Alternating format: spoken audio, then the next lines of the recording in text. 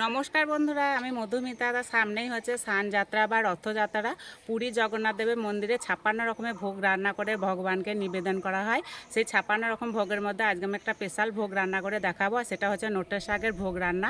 আর এই ভোগ রান্নাটা বিশেষ কিছু নিয়ম আর বিশেষ কিছু মশলা দিয়ে বানানো হয়, সেই জন্য খেতে এত বেশি ভালো লাগে। তো পুরো ভিডিওটা দেখতে থাকবেন, আশা করছি খুবই ভালো লাগবে। বাড়িতে নোটের শাক আছে, সেখান থেকে কেটে নেব।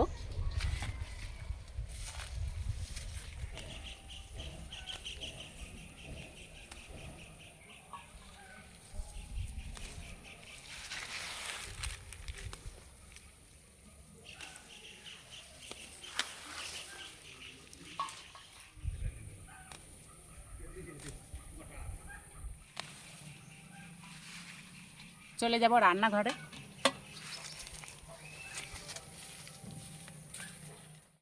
এবার শাকগুলো পরিষ্কার করে বেছে নেব। আর যেহেতু আজকে আমি ঠাকুরের নামে ভোগ রান্না করছি, সেই জন্য এই যে আমি কাঁসার বাসন নিয়ে চলে এসেছি। শাকের এই শক্ত অংশটা ফেলে দেব।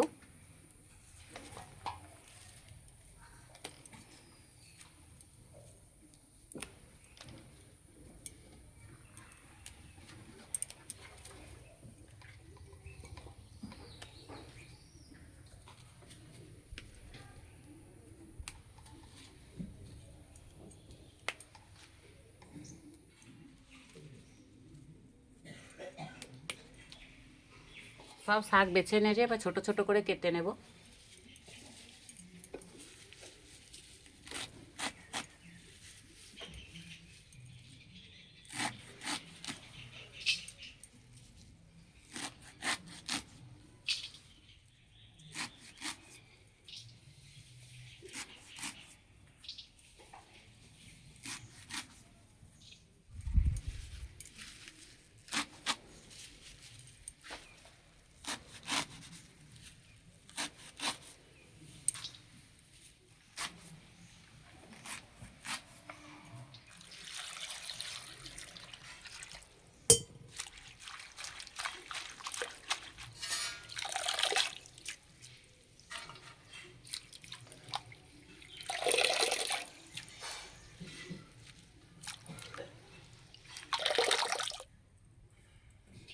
পিতলের সরাটা বসিয়ে দেব। দেবো 1 চামচ ঘি। এবার শাক দেব।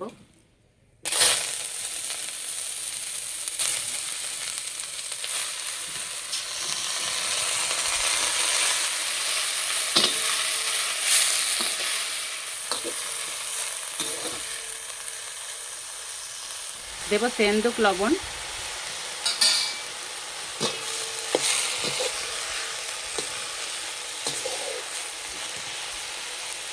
দেবো অল্প একটু হলুদ গুঁড়ো, আমাদের ঘরের তৈরি এই হলুদ গুঁড়ো।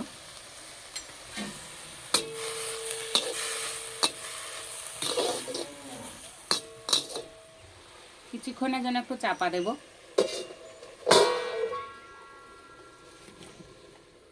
চাপাটা খুলে দেব।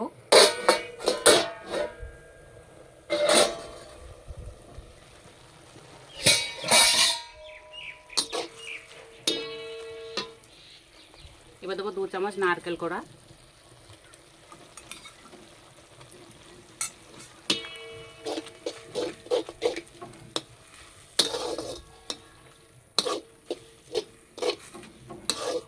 এই যে শাকে থেকে যে জলটা বেরিয়েছে, জলটা সব মেরে নেব।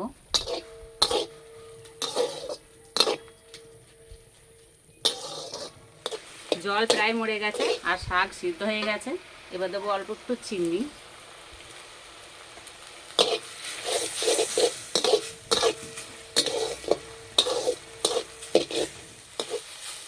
শাকের একটু জল নেই, এবার নামিয়ে দেব।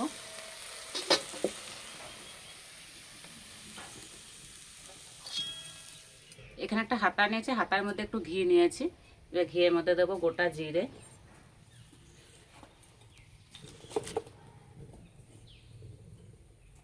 দেবো অল্প একটু হিং।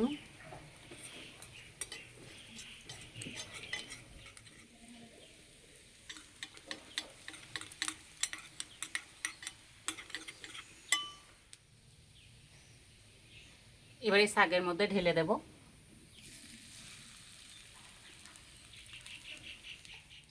ভালো করে মিশিয়ে নেব।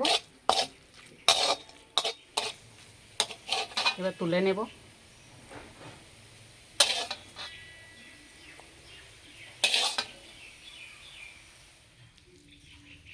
উপর দিয়ে একটু নারকেল কোড়া ছিটিয়ে দেব। এইভাবে ভোগ রান্না করলে না ভগবান খুব খুশি হবে। আর দেবো তুলসী পাতা। স্পেশাল নোটের শাকে ভোগ রান্না একদম রেডি হয়ে গেছে। আর এই যে আমার সঙ্গে আছে অরিত্র গোপাল, ওকেই খাওয়াবো। না খাও।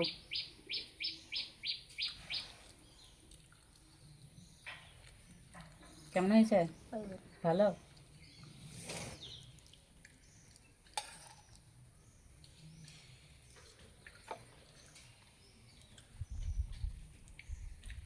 সত্যি বন্ধুরা খেতে দারুণ হয়েছে। এইভাবে ভোগ রান্না করে আমাকে কমেন্টে জানাবেন কেমন লেগেছে। আজকে রেসিপিটি ভালো লাগলে বন্ধুদের সঙ্গে শেয়ার করবেন, চ্যানেলটি সাবস্ক্রাইব করবেন। আজকে এই পর্যন্ত, আবার অন্য রেসিপিতে দেখা হবে। সবাই সুস্থ থাকবেন, ভালো থাকবেন। অরিত্র বলছে খুব ভালো হয়েছে।